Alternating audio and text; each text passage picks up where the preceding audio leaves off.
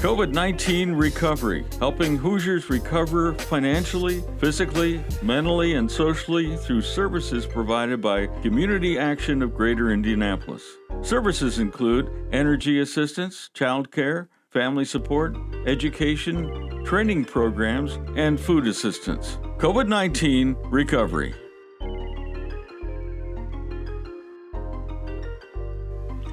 Hello, everybody. I'm Kelly Vaughn with COVID-19 recovery. And man, do we have an interesting show for you today. We're going to be talking about mental health, getting through this pandemic. And of course, the increase in addiction as a result or as it relates to the pandemic.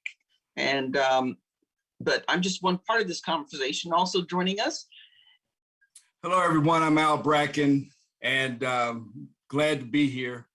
And as we do most weeks, I want to remind everyone what CAGI is involved in when it comes to recovery, COVID-19 recovery. Part of the CAGI Wellness Initiative is a wellness program, a comprehensive wellness program throughout Marion County called the Community Pandemic Wellness Initiative.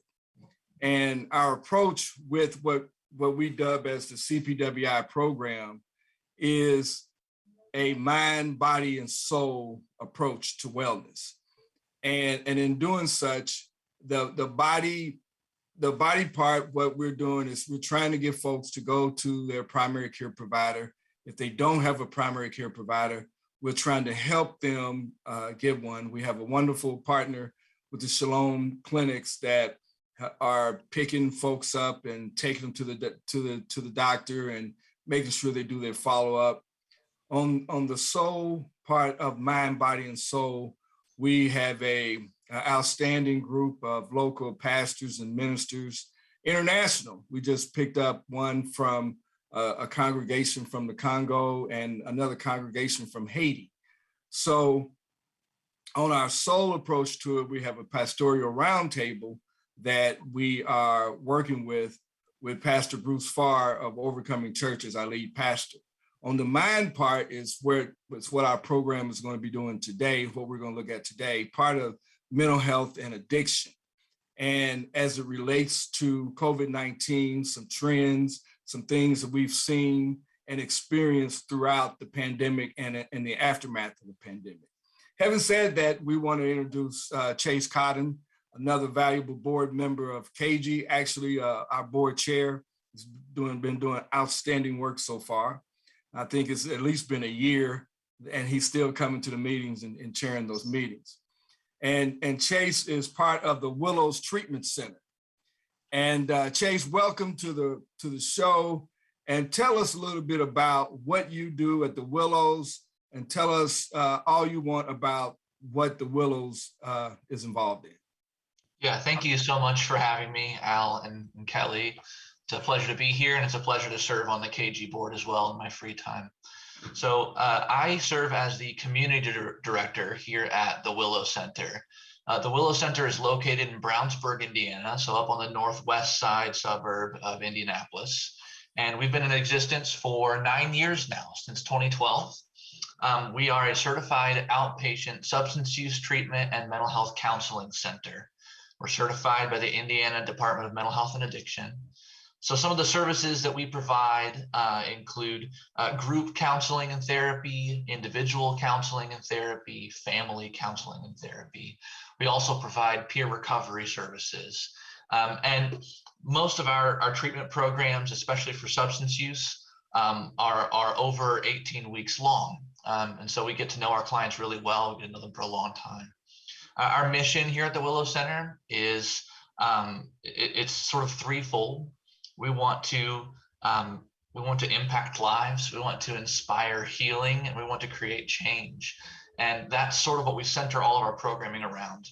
Something you hear us say pretty often at the Willow Center is we want to provide a uniquely better opportunity for care, uniquely better care, so that folks can live uniquely better lives. And we do that by having a really welcoming environment.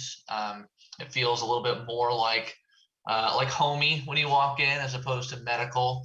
Our counselors are all trained to be trauma informed in the care they provide, as well as they're trained in cultural background knowledge and intercultural competencies, so that we can treat everybody equitably. We want folks, when they walk into the Willow Center, to feel that their life is important, truly, to us, to them and their loved ones, and we want them to leave in a better spot than they started with. So that's sort of the Willow Center in a nutshell. The role I play specifically as community director is sort of the public relations role. So I get out into the community to build relationships with other providers, with potential clients. I do a lot of our marketing, all of our online presence, as well as print presence, and I do things like this. So it's an honor to be here representing the Willow Center, as well as my volunteer opportunity being the board chair for CAGI. So thank you again for having me. Excellent, excellent. You just, in that one nutshell, you said a lot of good stuff. Trauma informed, cultural competency, those are all key terms that are extremely important when it comes to treating a diverse community. Absolutely. And Brownsburg, the demographics of Brownsburg are changing, along with Avon and the far west side of Indy. What is your capacity at the Willows, and where do you get your referrals from? Since you're the perfect person for me to ask this question, because you're the ones get out there establishing those relationships and making sure that those referrals come in. So what kind of capacity do you have in your programs, and where those referrals come from? Sure. So we are a small but mighty team at the Willow Center. We're a team of 14 individuals. We are a small business. About 2/3 of those individuals are licensed counselors or licensed counselors in training. And on average per month, we serve between 350 and 375 clients. And that's for both addiction as well as mental health, since we provide both sides of that service. In regards to referrals, it's about a 65-35 split, if you will. So about 65% of our referrals, especially on the addiction side of the business, come from corrections agencies. So many from Hendricks County Corrections, Marion County Corrections, Boone County Corrections, as well as some further out like Putnam, occasionally Montgomery. And then the other 35% of our referrals are typically self, family, or doctor referred folks who are just going through something and are taking that next step to get the help that they need. Or maybe they've expressed some concerns to their primary care provider, and the care provider informs them that counseling would be a good route to go. So that's sort of the way that it breaks down as far as who comes to the Willow Center and how they get here, if you will. Yeah, excellent. You, since you're out in the community as much as you are, I'm sure you see trends. And as it comes to those referrals, what, if any, differences have you seen in the trends and the types of referrals that you guys are getting? And having said that, I would point out that you guys do mental health and addiction. And so you handle a dual diagnosis type, patient. That's extremely important, because there's some facilities out there that only do one or the other. Right. So, that's very much appreciated that you can, do the dual diagnosis, because so a lot of times if the individual has an addiction issue, many times there's an underlying mental health problem issue there. Absolutely. So what kind of trends have you seen or you continue to see in relation in Central Indiana and substance abuse in response to COVID? Yeah, there are 4 primary trends that I've noticed from the very beginnings of the pandemic in spring of 2020 through unto today. Number one, the first trend is that there's just been an increase overall in rates of depression and anxiety, which are 2 of the most commonly diagnosed mental health problems. Now, I should point out that depression and anxiety aren't necessarily always diagnosed disorders, because mental health is much more like a spectrum that we all find ourselves on. And there's a well side of that spectrum and an ill side of that spectrum. So it's not always formal diagnoses. Sometimes it's a short-term experience due to the stress of what you're going through, such as the pandemic. So that increase in the rates of depression and anxiety was the first thing that became very apparent right away, as folks were facing new economic stresses, new food insecurity stresses, and then of course just sort of that lingering ambient paranoia, if you will, of might I get sick? Might my loved one get sick? How bad will it be if they get sick? All of those things increase stress and trauma, which then increase symptoms of depression, anxiety. So that's the first trend. The second trend I've noticed is there's been an increase in casual substance use. And what I say, or what I mean when I say casual substance use, is using substances, both legal and illegal, in order to cope with additional stress. So each of us is equipped with a variety of coping skills, right? Coping mechanisms that we use to deal with the stress we're going through. Some of those are healthy coping skills and some of those are unhealthy. And typically the unhealthy ones include things like substances. That substance can be food, right? A lot of us stress eat. That substance can also be alcohol. A lot of us drink when we get stressed out. That substance can also be illicit drugs like cannabis and opioids and on down the line. And overall, there's just been an increase in casual use. When casual use increases, the risk of developing addiction also increases naturally. That's the second trend. The third trend I've noticed is that there's been a dramatic increase in opioid-related overdoses, which is really quite heartbreaking because overdose is a preventable cause of death, right? But just in Hendricks County, for example, where Brownsburg is, in 2019, we had around 26 overdose deaths, many of them related to opioids. But in 2020, we're estimating, based off the coroner reports that we've received, as much as double of that, over 50 overdose deaths in 2020. Wow. And we do believe that's at least correlated. I can't say cause, but at least correlated to the stress related to the pandemic. And I know that's true for the rest of Indiana as well. Those rates have gone up quite a bit. That's the third trend. The fourth trend would be that many people are seeking treatment for the very first time in their life. And I wanted to share that one simply because I'm a firm believer in having hope. I wouldn't consider myself an unrealistic optimist, but at least a realistic optimist. It gives me a lot of hope that folks are reaching out for help for the very first time, because in the past they might have tried to shroud or put in the closet or under the rug whatever they're experiencing and just hold that within. That's typically what leads to harsher symptoms and a worse off experience mental health wise. But the fact that we're getting more calls, both at the Willow Center as well as all the other treatment providers in Central Indiana, is a good thing, right? It's a good thing we're getting more calls, because that means folks are going to get the help they need sooner when they need it, as opposed to letting those problems fester for a longer period of time. Yeah, I would think the pandemic has had an impact on certain stigmas attached to, getting help, because and I guess it boils down to we're all in this together, and many of us have experienced, whether it's depression, anxiety, especially from the isolation as a result of the pandemic. A lot of people have gone through something they have never gone through before, right. or if it weren't for the pandemic, perhaps never would have gone through it. But so we need to take a break, and when we come back, we'll talk more about the impact of COVID-19 on our mental health and on addiction rates here in Central Indiana when we come back.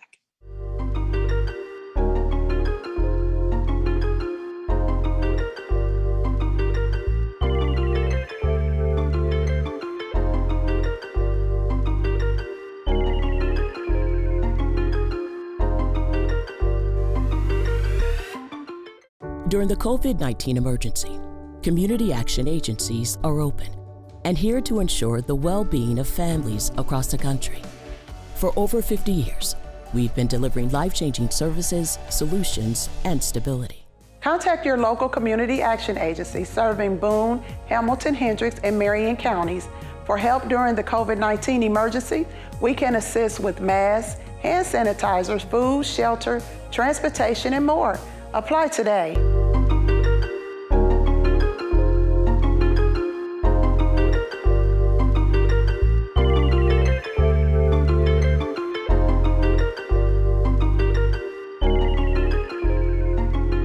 And we're back here on COVID-19 recovery, just continuing our discussion with Chase Cotten, who is the board chairman for Community Action of Greater Indianapolis. And we've been talking about responses to COVID-19 in our community from folks just like you and me. Because I know, Chase, it's man, the isolation was one of the scariest things for me. You're sitting at home for 3 months in a row. And especially if you're don't have a lot of family members, people live by themselves, or you choose to live separately because you don't want to spread the virus. So yeah, it's real for a lot of folks. So Absolutely. yeah. Well, and we appreciate Chase's perspective with the information that he's given us. The wonderful thing about this program, this show that we're doing, is that we've had in the last 2 months at least 3 to 4 substance abuse centers and programs on, and we learn something different each time. And Chase, you were talking about signs and symptoms, and one thing that you just said that I can definitely identify with is the casual substance use, and I think that's something that we want to point out. Because you have a lot, I would think you would have a lot of individuals, and in this case, I personally would fall in that category, that it sneaks up on you when you are partaking, and I'm even talking about legal from an alcohol standpoint. When you end up, for lack of a better term, sipping or whatever more in your coffee in the morning. In the afternoon. So that's one of the things that we want to look out for, because with addiction, depends on who you talk to.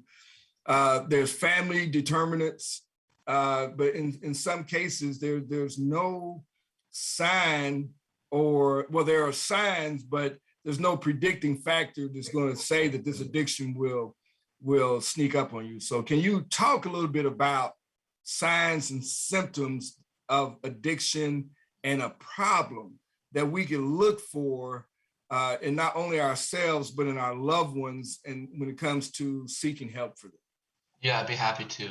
And thanks for sharing your story, Al. That's kind of you, and it's relatable for sure for a lot of our viewers. So as you pointed out in the introduction, addiction is most often the symptom of an underlying problem. Right? Addiction is the symptom of a mental health issue that's happening, and that is why the Willis Center treats both. So I'm going to talk a little bit about some of the symptoms to look out for those mental health things that lead to addiction, and then I'll go into some of the addiction pieces. Here's just a quick list. I've got it written down here because I want to be thorough. Feeling sad or hopeless, sometimes crying, but often for no identifiable reason. Feeling angry for no identifiable reason. Oftentimes, especially men, feel anger when they are sad, which is interesting. Feeling increased worry or fear, increased feelings of fatigue and tiredness, disrupted sleep cycles, increased irritability and shortness with loved ones or colleagues, disrupted eating patterns, body tension and soreness, especially neck and shoulders, unwanted or intrusive thoughts like about hurting yourself or hurting someone else, thinking about death or dying a lot, which is hard to escape in the middle of a pandemic that's killing a lot of people. And then like Kelly pointed out, isolation from loved ones, but especially intentional isolation, when we start pulling back from our support networks. All of those are very typical warning signs that you are experiencing a problem with your mental health. We're on that spectrum of mental health. We're trending towards mental illness when we're experiencing things like that. And that's typically when things like addiction starts getting set up, because that's when we start coping with those symptoms in negative ways. So some of the warning signs of addiction would be, number one, increasing the amount you use per time. So take alcohol, for example, since that's the one that probably most of our viewers are familiar with. It would be going from 1 beer to 2, right, each sitting. Going from 1 glass of wine to 2.5 glasses of wine at each sitting. It would be increasing the frequency that you use. So going from having a glass of wine at night to a glass of wine with lunch and dinner. Going from having 3 or 4 beers on a Friday night to having 3 or 4 beers every night. Increasing the frequency is a major warning sign that addiction is starting to set in. And then one that I'd really like to point out is denying that there's any problem at all is a major warning sign. Because one of the trickiest parts about the brain chemistry that happens when we start becoming addicted to a substance is that it hijacks that prefrontal cortex, which is in charge of like judgment and reasoning. and it will convince you that everything is fine. This is fine. This is normal. It's just social use, right? It's just casual. I'm not addicted to this yet.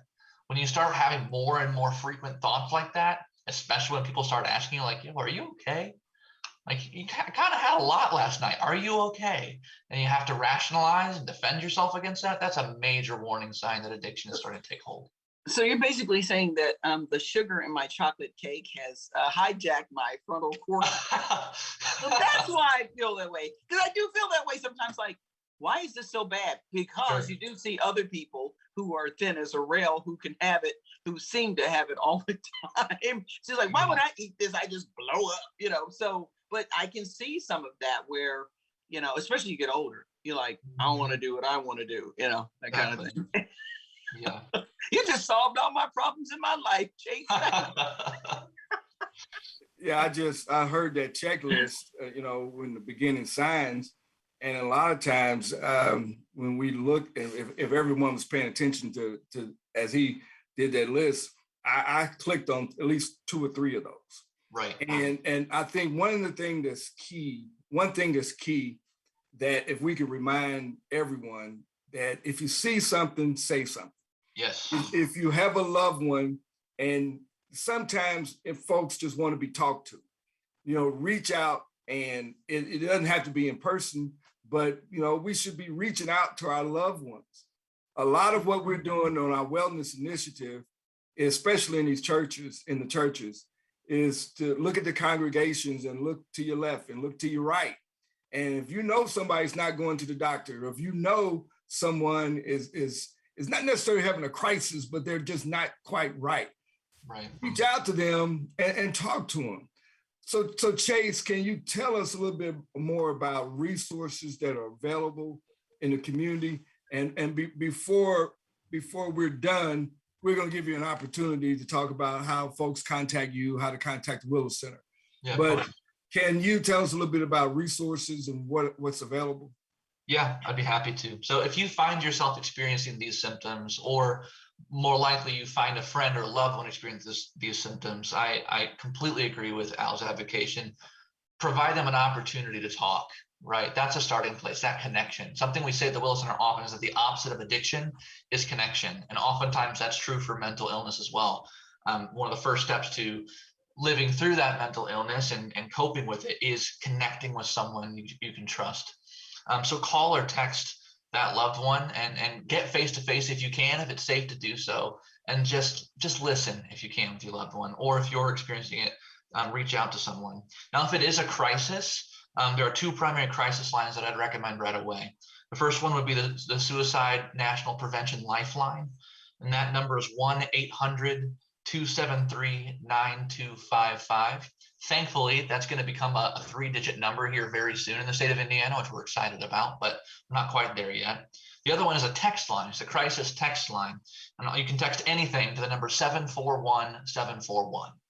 So 741 twice. And then someone trained to handle that crisis will text you back, or on the crisis line, when you call, they'll be talking to you, and they can give you resources in your local area that you can connect with. Another opportunity, if you want to maybe start counseling for the first time, and you're thinking about taking this symptom you're experiencing more seriously and reaching out and getting help, you can get on Indiana 211. You can either call 211 or get on the Indiana 211 website, and they have, based on your zip code, local providers, mental health counselors, addiction treatment centers in your community that are taking new clients, and you can find them based on your zip code there. There's also a new one that the Marion County Public Health Department just produced for addiction specifically, called recoveryassistplatform.com. And you can visit that website, recoveryassistplatform.com, and look up specifically just addiction centers too, if that's an issue that you're trying to hone in on. But suffice it to say, many of us are scared of getting the help we need, right? There's this little word called stigma that so often gets associated with experiencing mental illness and experiencing addiction. If you're not familiar with what stigma means, it's just shame, right? It's shame that society places on you unnecessarily because they don't understand what you're going through. And I would just want to advocate for anybody who's viewing this now. There is no shame in getting the help you need. There's no shame in calling one of these crisis lines or calling 211 and finding a counselor nearby that you can connect with and talk to and get good resources and evidence-based information to work through what you're experiencing. Okay. And what about contact information for the Willows Treatment Center? We got you right here. They may want to connect one-on-one with you all. Absolutely. So the Willow Center, again, we're located in Brownsburg, Indiana, on the corner of 56th and Green Street. You can visit our website at www.thewillowcenter.com. So no S, it's just thewillowcenter.com. Or you can call us at 317-852-3690. And we'd be happy to get you scheduled for an assessment. Usually you can get in as soon as 2 weeks. So relatively quickly, we'll get you seen with a counselor and start working through some of those symptoms that you're experiencing and providing some good information about how you can find healthier coping mechanisms, make better choices, and yeah, just get healed, Okay, love it, love it. Excellent. I'm not sure how much time we have left, but About a minute. About 1 minute, Jason. In 1 minute, what substances are you seeing the most use and abuse of right now? Yeah, alcohol is number one. Absolutely. Alcohol is number one because, well, we all have access to it, and many of us do drink casually. So like we mentioned before, that's gone up, that casual drinking. Cannabis is number two. Cannabis use is increasing across the board. And unfortunately, a lot of the media coverage on cannabis is in support of its use as opposed to in support of finding healthier coping mechanisms with your stress. And then thirdly, opioids. Opioids is sort of the epidemic within the pandemic, if you will. It never went away. We had made a lot of good progress up until 2019, but then the stress of the pandemic really set us back a lot in regards to opioid use, which is a shame, but there is hope, right? Recovery is possible. Healing is possible. And despite the fact that use has gone up, you can get the help you need. Okay, well, I think that's the message. Hope, there's hope, and help is available if we use our resources. Go ahead, Kelly. okay. So, we appreciate you coming on, enlightening us, educating us, and encouraging us. Chase Cotten, who is chairman of the board for Community Action of Greater Indianapolis and also serves for the Willows Treatment Center. Thanks so much for joining us. I'm Kelly Vaughn.